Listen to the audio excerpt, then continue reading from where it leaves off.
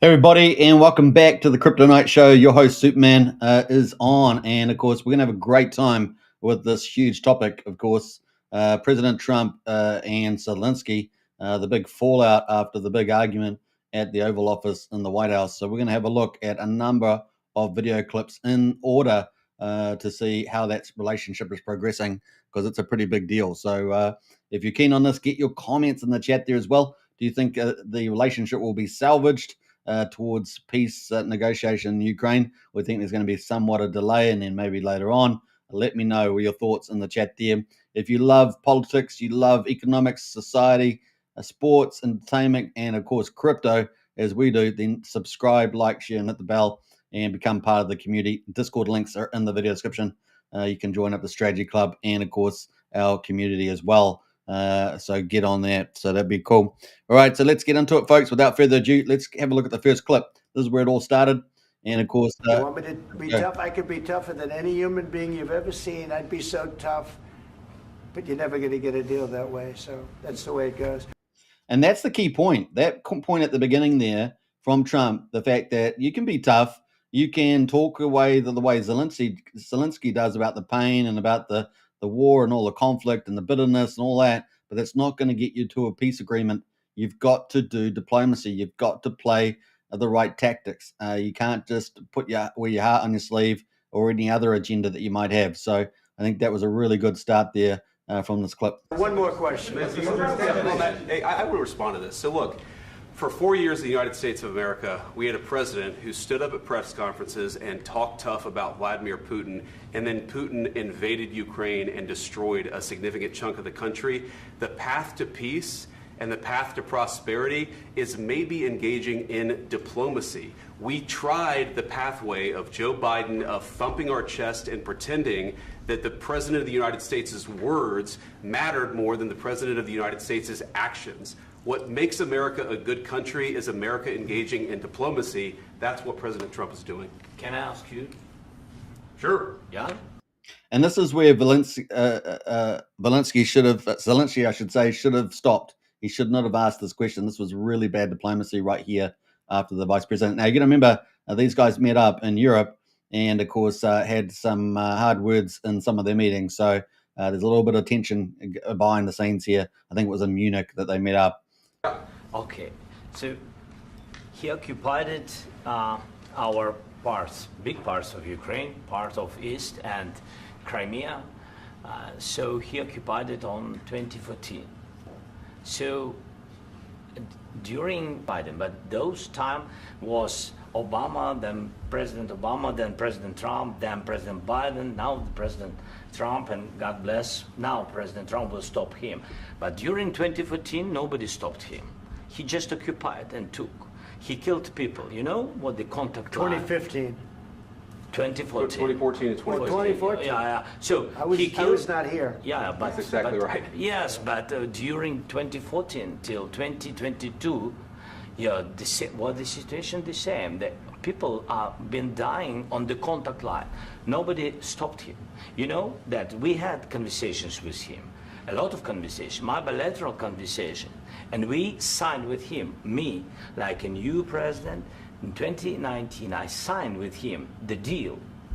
I signed with him, Macron and Merkel, we signed ceasefire. Ceasefire. All of them told me that he will never go. We signed with him with gas contract. Gas contract. Yes, but after that, he broken this ceasefire. He killed our people and he didn't exchange prisoners. We signed the exchange of prisoners, but he didn't do it.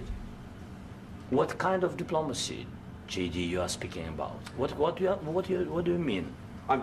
So this is the wrong thing. So no one disputes that Russia went in and has done what it's done in Ukraine, obviously. But this is the wrong way to do diplomacy in front like this. This is in really bad form, and he should check his emotions and think more rationally. Obviously, he's under a lot of stress in the war, but this was really the wrong approach. And trying to do it out in front of the media with the vice president, a big mistake here. And so this is what really starts to ramp things up once he did this. So it was really, really bad move, especially when you're there to sign a big deal around economic deal, which is actually going to provide a stakeholder as the United States inside Ukraine for rare earths and other different agreements that they were going to do. So a real big problem, because that's what he was there to do that foundation, so that when Trump goes to Russia, they have got to Putin, they've got that deal economic stakeholdership there, and that's a really good bargaining chip, as well as many other things. The other thing, of course, is Zelensky's just thinking about Ukraine. Trump is thinking about the whole globe and about how he can get peace in the whole globe versus Russia, China, and many other countries in the world. So for him, he's got different things to consider and balance out. This was really poor form here. And of course, there is a little bit of angst here between Vice President, who I think is doing a fantastic job, and Zelensky, who should have really brought a diplomat to help give him good advice, because this is not pretty good. Talking about the kind of diplomacy that's going to end the destruction of your country. Yes. And that's the key point. And Zelensky's not offering that. He's offering the same old, same old. We know all the implications of the war, how bad it is, and what's happened since 2014, particularly the last 2 years. But that's not going to get you to peace. Keep harping on and repeating. We all know those facts, and it's not going to help you. The other side, of course, NATO has been expanding over to Russia, and that's really one of the key points that Putin has gone into to go into Ukraine, as well as Russian-speaking people in certain parts of Ukraine as well. So let's continue to hear from the reply from the Vice President. Mr. President, with respect, I think it's disrespectful for you to come into the Oval Office and try to litigate this in front of the American media. Right now, you guys are going around and forcing conscripts to the front lines because you have manpower problems. You should be thanking the President for trying to bring it into this conflict. Have you ever been to Ukraine that you say what problems we have? So this back and forth, really bad by Zelensky. He should not even have started it, and now he should really try to exit this conversation, but he didn't. And the reality is, there are big things. Big parts of Ukraine have been destroyed. That's what Trump's been saying. Not the whole of the Ukraine, of course. There's still some big, beautiful cities left, but it's a big, big damage. We've seen it on videos, right, being rocketed and things like that. And also that we've seen people getting kidnapped and put into the front line, all this sort of behavior going on in Ukraine. So it's you're trying to make a rosy picture, but it's not that rosy. War is never that rosy, and there's always problems, right? So you're not going to get to peace with harping on like that. So JD Vance is really onto it here. I've been to. I've actually watched and seen the stories, and I know what happens is you bring them on a propaganda tour, Mr. President. Do you disagree that you've had? So before this meeting as well, Zelensky, I should say, was over with a lot of European powers coming to visit him, and they're all making these deals, right, trying to maneuver versus the United States, which is not a good look. And of course, the Americans know this. It's not great for getting the allied approach to end the war. Problems bringing people into your military? And do you think that it's respectful to come to the Oval Office of the United States of America and attack the administration that is trying to prevent the destruction of your country? A lot of questions. Let's start from the beginning. Sure. First of all, during the war, everybody has problems. Even you, but you have nice ocean and don't feel now, but you will feel it in the future.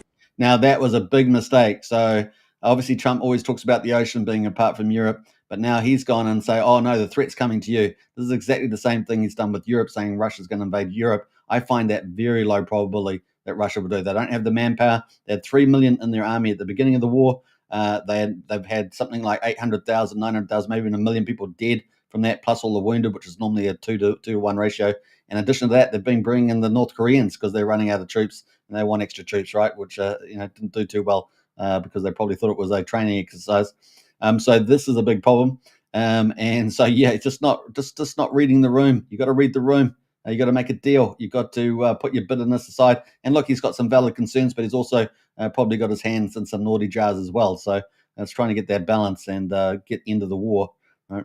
God bless. You don't know that. God bless. God bless. And that really annoyed Trump. That really annoyed Trump when he said, oh, no, the conflict's going to come here. Because that's manipulation, and he knows that. So bad move. And this is when Trump starts to really get angry at them. And, of course, Trump in the background is kind of letting this run because he wants people to see the other side of Zelensky. And this is what he's enabling here as well. Don't tell us what we're going to feel. We're trying to solve a problem. Don't tell us what we're going to feel. I'm not telling you. Because you're in no position to dictate that. That's exactly what you're doing. You're in no position to dictate what we're going to feel. We're going to feel very you will good. Feel influence. We're going to feel very I'm good and telling very you, strong. You will feel influence. You're right now not in a very good position. You've allowed. So now Trump's actually being pretty black and white with them, saying, look, Russia's got most of the ground. Russia's actually winning the war. We're helping, giving you enough munitions and money to keep them at bay, and you take bits and pieces on the front line and a little pieces of Russia. But actually, they're actually losing a lot of the front line, and the worst things are coming down the track. So, yeah, it's going to be really interesting to see where this goes. But Trump definitely trying to push back and say, you've got no cards. If you want to get the world peace, you want to get peace in Ukraine, you've got to be diplomatic and do things behind the scenes, not in front of everybody like this, which is the way you want to do it. Because you're negotiating with Putin. Putin's seeing all this, right? So it's just playing into Putin's hands from that point of view. And Trump's trying to, avoid that to some degree as well. He's trying to get the balance right. Yourself to be in a very bad position, and he happens to be right about it. From the very beginning of the war. You're not in a good position. You don't have the the cards right now. With us, you start having not playing cards. cards. Right now, you don't. I'm Yeah, very you're playing serious, cards. Mr. President. You're I'm playing very cards. serious. You're I'm gambling the with the president lives in of war. millions of people. You think You're you- gambling with World War What do you- III. what do you You're think about? gambling with What do you World think War about? III. And what you're doing is very disrespectful. So the idea of World War III here is that the war goes on. Let's say Trump doesn't make a peace deal. The war goes on. The Europeans decide to come in. You've seen Prime Minister Starmer talking about sending troops. Any NATO troops that end up going into Ukraine is a bad idea. Because that then opens up Russia to use special weapons, even tactical nukes if they have to. It really is a big problem, right? So that's where you get to the World War III, and no one wants that. So you've got to have a diplomatic thing. You've got to do it now. It's already been, whether you go back to 2014 or you go back the last 2 years, you've got to deal with the war and get it over because 2,000-3,000 men are dying pointlessly every day. Now, if you haven't seen footage of those men dying every day, go check out flat footage. It's terrible, and it's got to end. And a whole generation of young Ukrainians and Russians, for that matter, are dying. And for what? So we'll watch the rest of this. Respectful to the country, this country, that's with back all to respect to you your far country. more than a lot of people said very they respect. should have. Have you said thank you once? This A lot entire of meeting? times. No, in this Even entire meeting, today. have you said thank Even you? today. You went to Pennsylvania and campaigned for the opposition in October. Offer some words of appreciation for the United States what of are you speaking America about? and the president who's trying to save your country. Please, you think that if you will speak very loudly about the war, you He's can... not speaking loudly. He's not Yeah. speaking loudly. Your country is Can I- in big can I- trouble. can I Wait a answer? minute. No. Can You've I done a lot answer? of talking. Your country is in big trouble. I know. You're not I winning. know. You're not winning this. You have a damn good chance of we are coming out staying, okay because of Mr. us. President, we are staying in our country, staying strong from the very beginning of the war. We've been alone, and we are thankful. I said thanks You haven't in been this alone. cabinet, You and haven't not been only alone. in this We cabinet. gave you, through I this said stupid thank- president, $350 billion.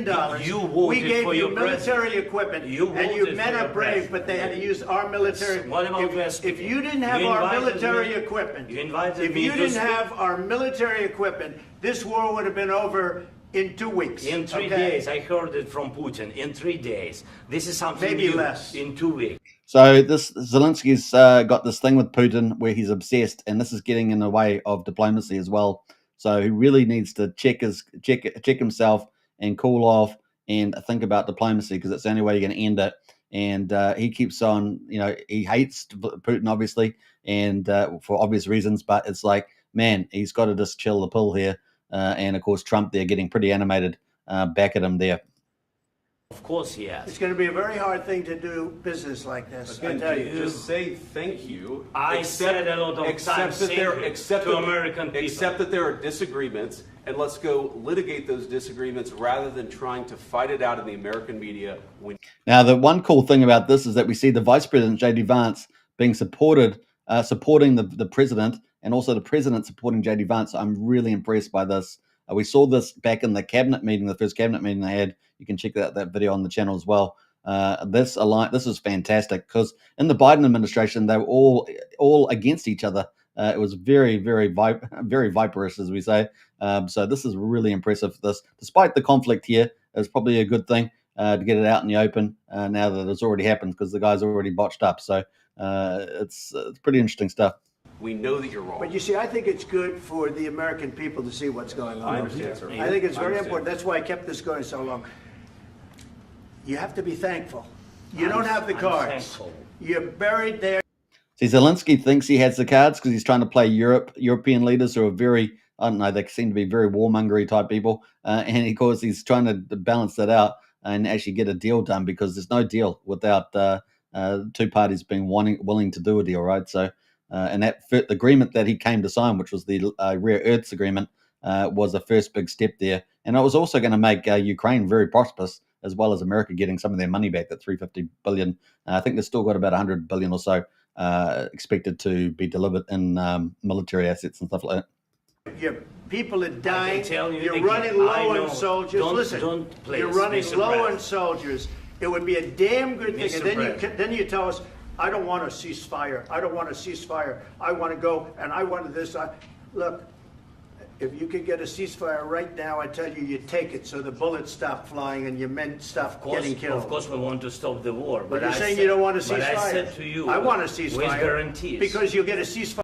See, with guarantees is not relevant because that's the stuff that goes on behind the scenes. Like the meeting that these guys were going to hold after this, that was going to have talking about behind the scenes. That was going to be what you would be doing. You'd be doing about what conditions, what are the things you're trying to get from your position. Then you know what the Putin's going to have when you go to the meeting, have that discussion, and then you're trying to make some deals about land swaps and other things going on. But he's already front running all the negotiations, which should be done by. It's just bad, poor diplomacy. It's really bad. Faster than an agreement. Ask our people about ceasefire, what they think. That wasn't with me. For you what, that what wasn't with me. Means.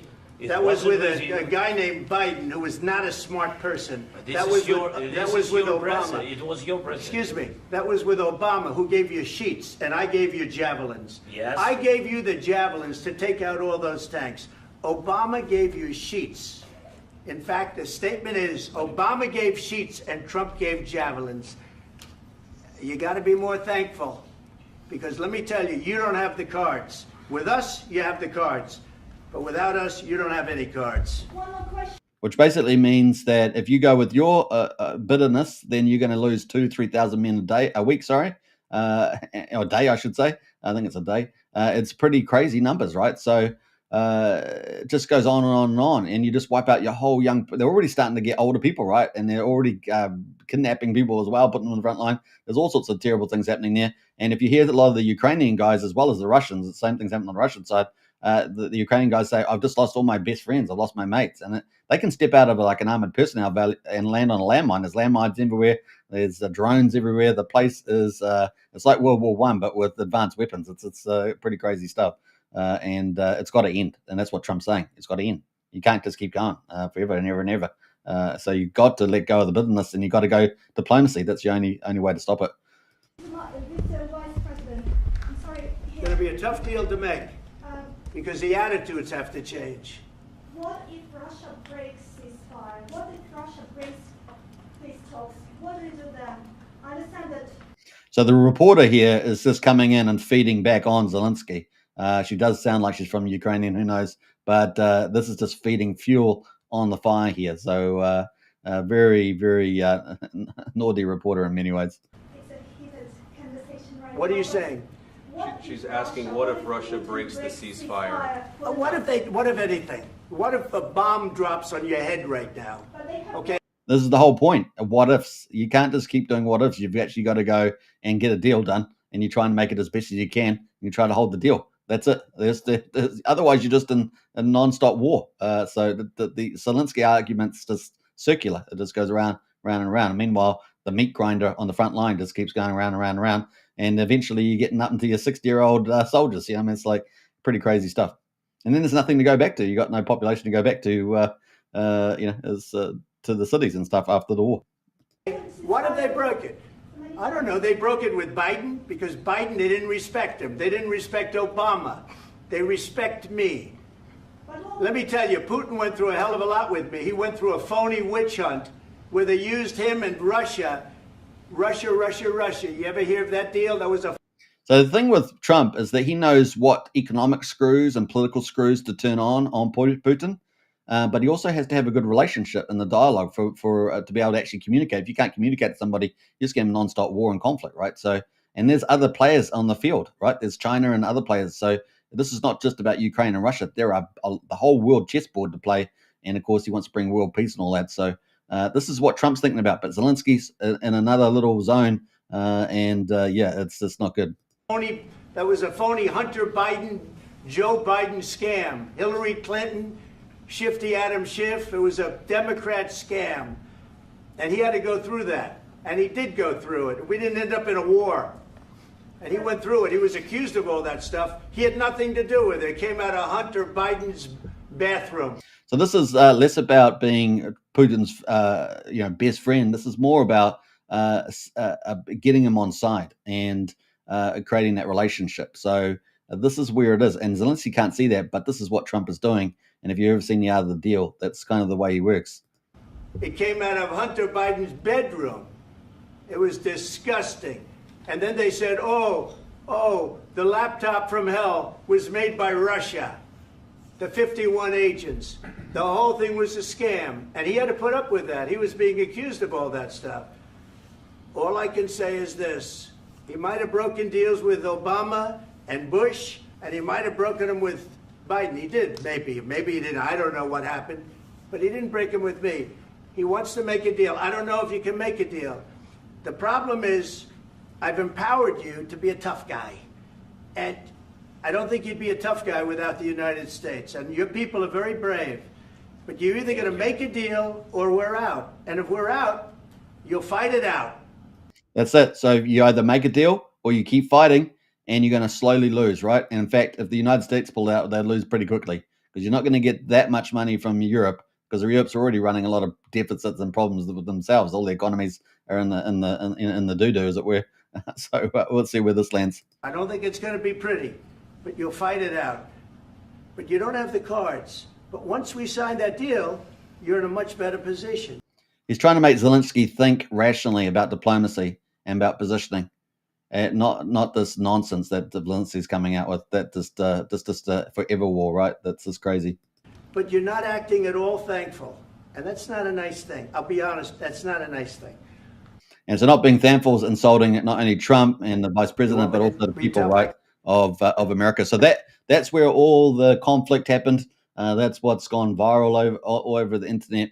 And of course, Trump did get to show, this side of Zelensky that's really not coming to the table. He's plotting with Europeans. He's trying to trick people, saying that, Russia's going to invade Europe, which the chance of that is very, very low, extremely low. They just don't have the men. And of course, the Europeans still have very fresh armies. And of course, they have a lot of advanced weapons as well. So a conventional warfare, very unlikely. Impossible? No, but very unlikely. And so that threat's just a manipulative tactic, in my view. Now, we're going to look at how Trump responded to after this, of course, but let's see if we've got any comments in the chat. We've got Psycho Crypto in the house there. Good morning to you. It's good morning as well. Big shout out there. All right, get in the chat there, folks. Let you know your opinion. Obviously, be respectful. Get your opinion in there as well in the chat. If you're new to the channel, subscribe, hit the like button, hit the bell for more good videos as we cover a lot of different topics. So this is where Trump responded. So he ended up landing and meeting the press scrum after Zelensky had been kicked out. So Zelensky, after this Oval Office meeting, was normally going to a meeting. They would sign the contract, discuss all the issues, but apparently that was all just pushed out, and Zelensky was basically, here's the exit, and he ended up leaving out through the side of the building, pretty much. So that's pretty much where we are, well, at least the front of the building, but without Trump.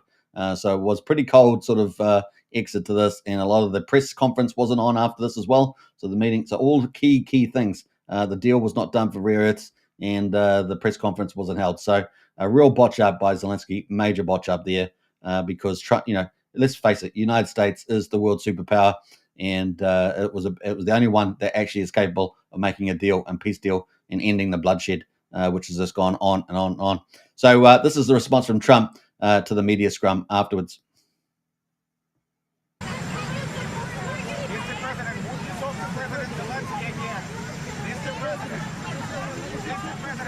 So thank you very much.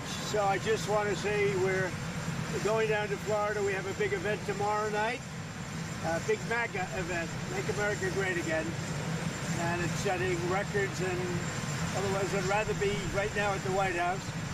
But we're doing the big event tomorrow night. We had some big news this week, as you know, because Apple is investing $500 billion. Think of that. And that's going to be a lot. It's going to be a tremendous investment. I guess the biggest investment anybody's ever made in the country at one time. But they're going to be investing a lot of money, $500 billion. We have many other companies have just announced they're coming in. A lot of it's because of how we're doing. We've done a great turnaround in a little more than 30 days, but the country's really doing well. Really doing well. We're respected again all over the world. If you look, we had the Japanese Prime Minister. We had the Prime Minister yesterday of UK, as you know. We had the Prime Minister of India. We have another 20 Prime Ministers and Presidents wanting to come. And very good feeling. I think our country has really turned around. We had a meeting today, as you know, with President Zelensky, and I would say it didn't work out exactly great from his standpoint. I think he very much... So he overplayed his hand. Very true, right? Zelensky well and truly overplayed his hand. When you're going into the world and you're going to do these things, you've got to use diplomacy. You can't, just bring out the pain. You've got to think more rationally. We're looking for peace. We're not looking for somebody that's going to sign up a strong power and then not make peace because they feel emboldened, and that's what I saw happening. I'm looking for peace. We're not looking to go into a 10-year war and play games. We want peace.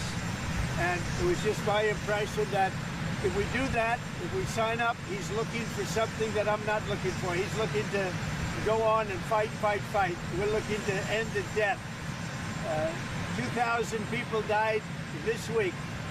Soldiers, more than that, but 2,000 approximately people died this week. Young Ukrainians and Russians. And somebody would say, why do you care about Ukraine and Russian soldiers? I care. Remember, the total numbers of deaths now for Ukraine are somewhere like 700,000-800,000, somewhere in that ballpark. For the Russians, apparently it's close to 1 million. I mean, these are big numbers, and that's the whole young generation. And of course, it's a pretty horrific, right? So Trump's just let's end this madness, and also let's make world peace. So he's trying to deal with all the problems in the world, not just this one. About them, care about everybody, and we're not doing that. Now, if we don't do anything, he's going to have to make peace, but he's dealing with a very weak set of cards. If we sign, he's dealing with a very strong set of cards, and then he doesn't want to make peace. So that's where we are. It's very simple. I'm not looking to get into anything for Trump. So when he's saying sign, he's talking about the rare earths deal that the US is going to do. That's a win-win for both countries. And, that's going to give a lot more strength at the bargaining table with Putin because now you've got this economic interest shared by the Americans, which a lot of it is actually pretty close to the border. It's back a bit further, the deposits for rare earth, but definitely a good idea. Trump's, putting the pieces in place for having leverage in any negotiation. At the moment, there's no cards, no leverage, And I want immediate peace. President Putin is going to want to make, and he wants to end it.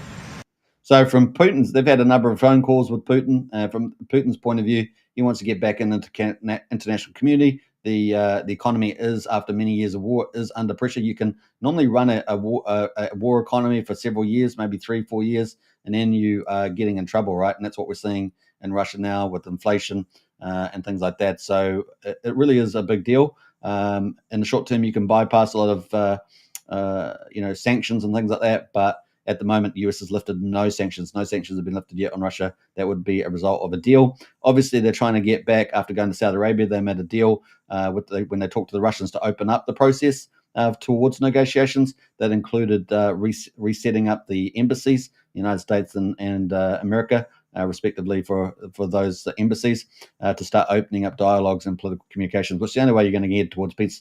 Otherwise, you're still on a war footing. So a pretty big deal there. Saw what I saw today. This is a man that wants to get us signed up and keep fighting, and we're not doing that. Not for this country.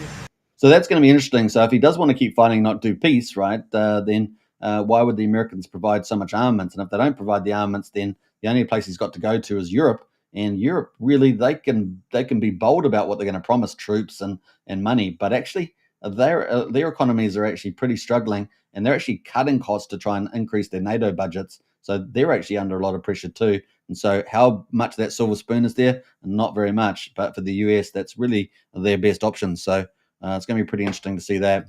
We got a comment there from Richard. False Donald Trump president wanted a peace deal he would have made a jet across the Atlantic Ocean, says Richard. Thanks for your opinion there. And so let's continue on. Oh, let me get back to there. I'm not sure what happened there, but let's continue on. So we're setting a lot of records. Economically, we're setting records, and I think every way we're setting records. One of the best is the right track, wrong track. You saw that. We're on the right track for the first time in over 27 years. People are impressed with that. The other thing is the feeling about our country. The feeling is great. It's up 48% on feeling on business. And that's the record we've never had. There's never been a record where we've ever gone up that much in such a short period of time. So we're doing really well. And I guess some of you are coming with us. And if you are, I hope you're going to have a good flight. Yeah, like I say, I mean, at this stage, they're only at the process part of the negotiations with Russia. There is no peace process at this stage. That's the next step. So we're going to probably see that maybe in a couple of weeks. It will depend on where Zelensky responds there. So that is kind of where we are at the moment. So people are front running. You can't just go and do a peace deal. It doesn't work like that. What? He's got to say, I want to make peace. And that's the big deal, right? Zelensky's got to say, I got to make peace rather than, go on about all the bad things. He's actually got to say, yeah, well, let's make peace. Let's be diplomatic. Otherwise, it's just continued war. So people that support that, all you're going to get war and killing. That's all you're going to get. So let's lose this position, really. He doesn't have to stand there and say about Putin this, Putin that. That's the whole point. Why sit there and complain about it? You just do it behind the scenes and complain, and then get towards the solution. That is your only alternative. There's negative things.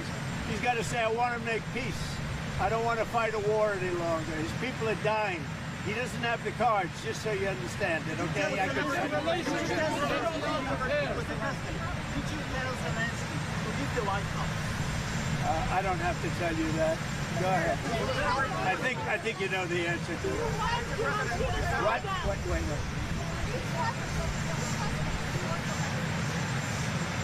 Look, I don't trust or distrust anybody. I just want to get a deal done. And if the deal happens, good.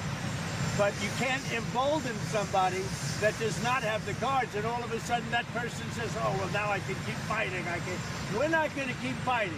We're going to get the war done or let them go and see what happens. Let them fight it out. So that's what Zelensky was originally after, right? He's after just more money to fund the war, right? So more advanced weapons coming from Europe and from America. And Trump's like, no, we're not doing that. We're not going to keep printing hundreds of billion dollars. So far, it's $350 billion, and I think there's still $100 billion in that mix. And a lot of the money's gone, missing, right? So even Zelensky said something like $150 billion is gone or something like that. So there's a lot of issues around that reconciliation, and we're going to come up to, it's actually another interview, but we'll come up to that.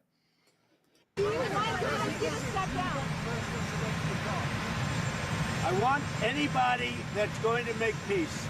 If he's capable of making peace, which he may or may not be, but I want somebody that's going to make peace. Again, he doesn't have the cards. When we sign up, he's got all of the cards. That doesn't mean he can fight. He's got to stop the fighting, stop the death. He's losing hundreds of thousands of soldiers. It's time to stop the death. Say it?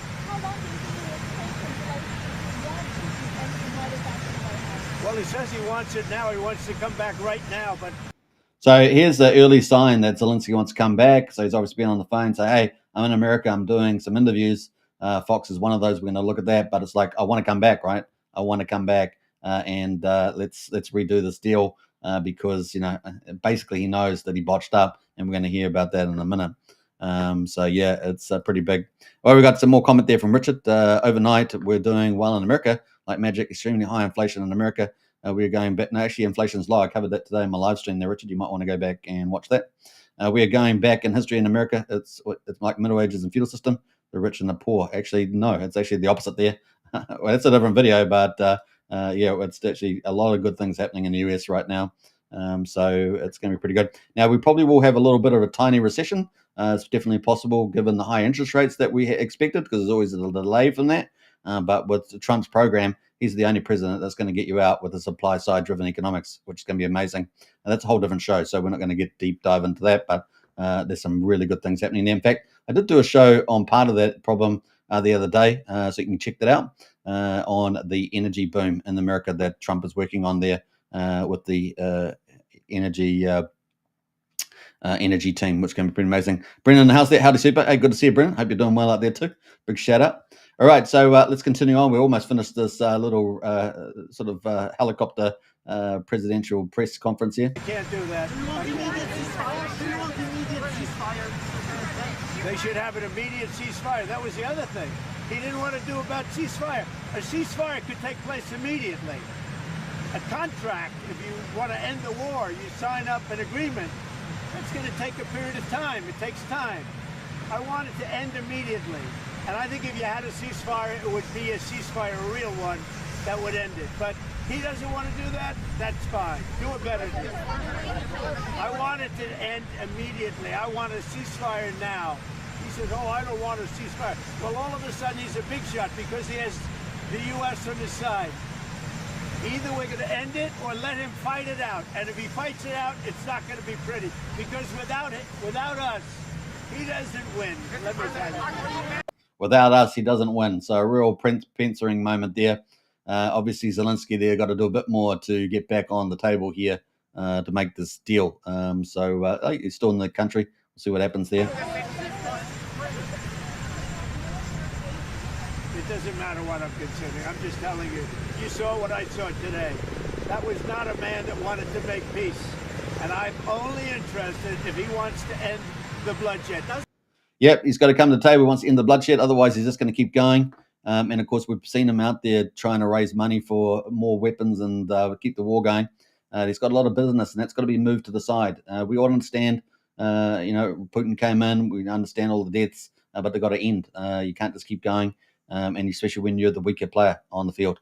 Brendan says, just got back from the beach. Nice day out today. Hey, nice one, Brendan.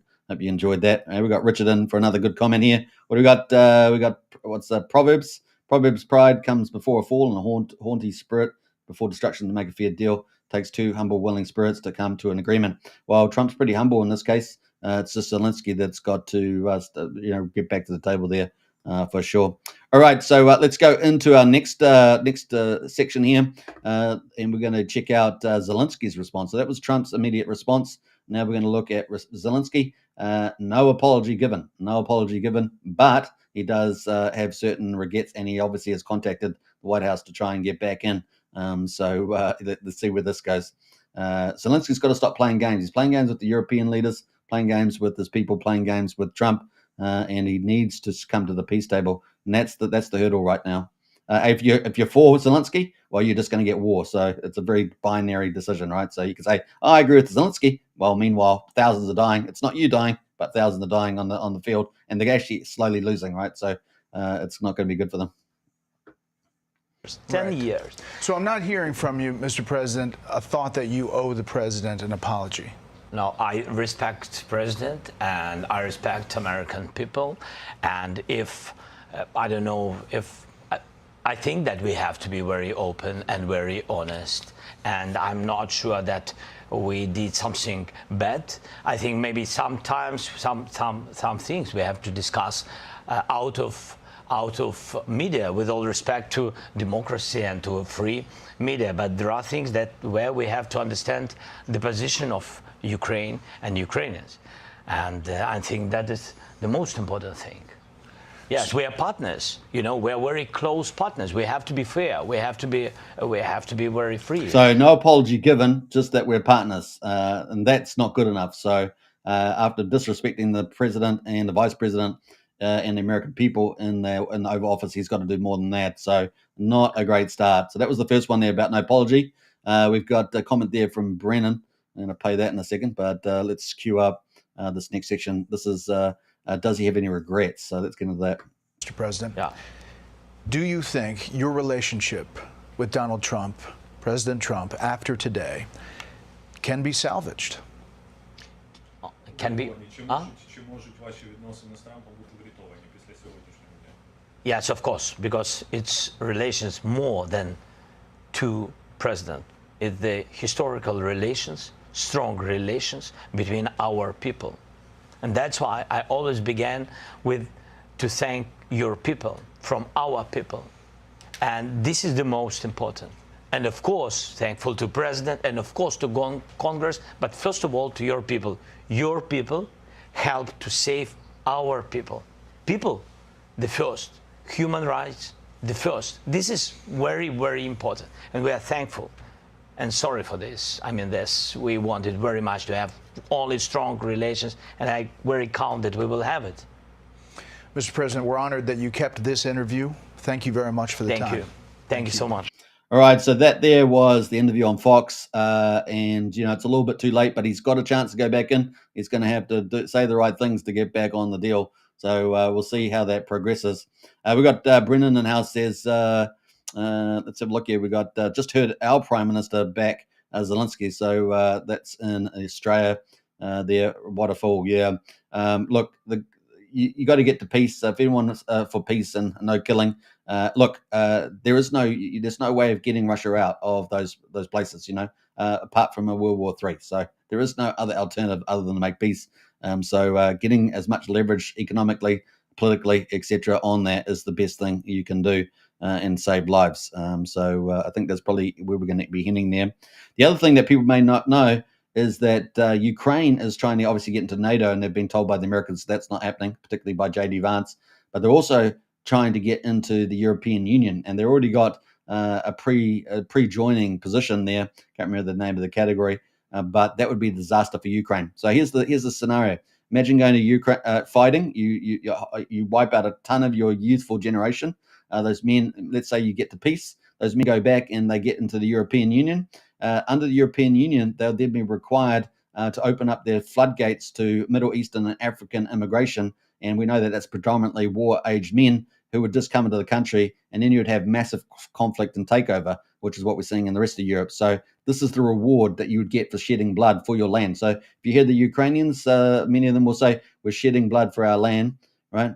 Well, they're going to go back if they get into the EU. This is what Zelensky and his mates are thinking about. And, of course, then they're going to be replaced and have conflict, right, with the people that come in from these other countries, right? There's going to be a cultural conflict, an ethnic cultural conflict, and that would be a disaster for them. And they'll come in big time, right, because you are required under the EU to take people, and you'd have to be standing up pretty strong to avoid that. But we know Zelensky would trade them away for that if he's still in power. So that's kind of where we are at the moment. We also know that there's quite a lot of dissent in the parliament wanting to get rid of Zelensky as well. Obviously, he's been the leader there at the moment without any elections. And of course, that you can debate whether that's okay or not. Obviously, other war times like in Britain had had that happen as well. But of course, you want to get back to democracy and elections. So there's a couple other issues there as well, and there's many others. But I'll just leave it there. That's what else do you expect from a Labour government, Brennan? I guess is what you'd say. All right, so let's go into the next video. There. So that's we've seen Trump's response after the fallout from the Oval Office. We've seen Zelensky's, whether he didn't apologize, but he was to some degree regretful. And of course, he has approached as Trump said, he has contacted the White House again from the looks of it. But of course, there's a lot more is going to be done to get them back on the table and be acceptable by President Trump. Now, we've got here the press secretary, Caroline Levitt. She also came out and gave an update after Zelensky had left. So we're going to hear from her as well.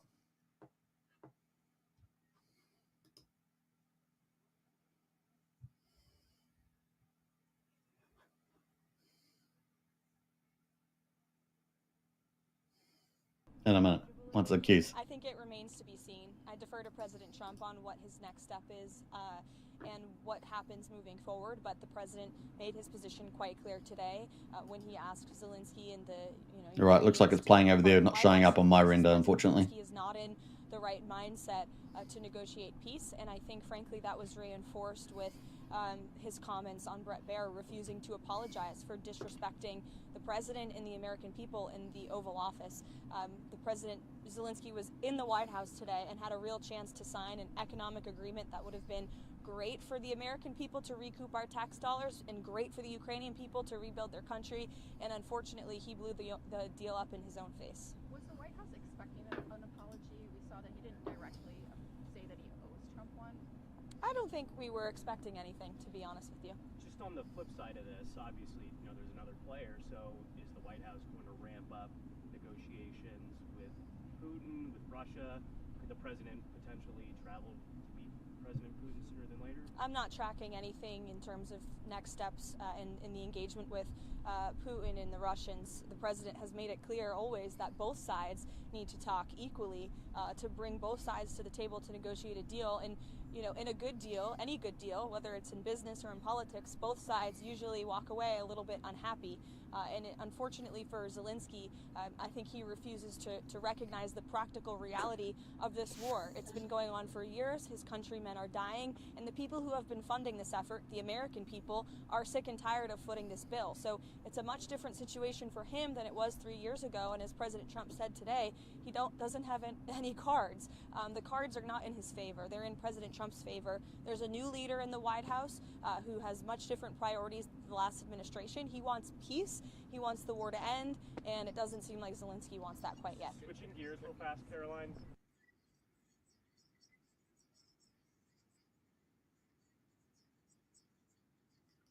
Yeah, so there we go. That didn't quite show up on my screen, but I can see that was going well on the other screen there.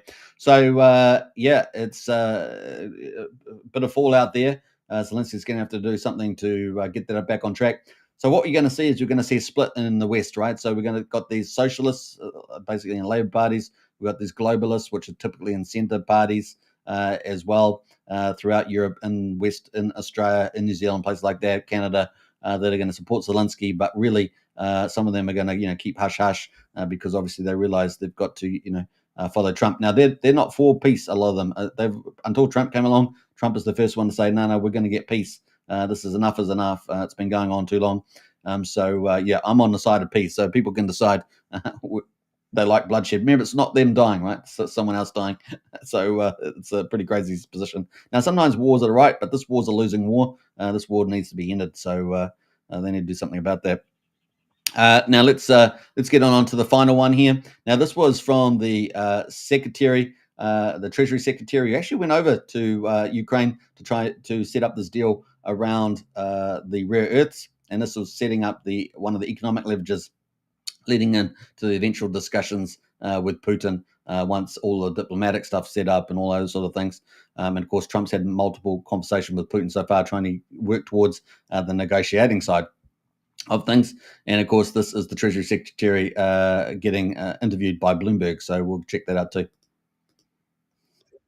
I'm David Weston. I'm delighted to welcome now the U.S. Treasury Secretary. He's Mr. Scott Bessent. So, Mr. Secretary, thank you so much for joining us. Ukraine is at the top of everyone's mind right now, and particularly the deal that you were the point person on as you went over to Kyiv to actually first present it.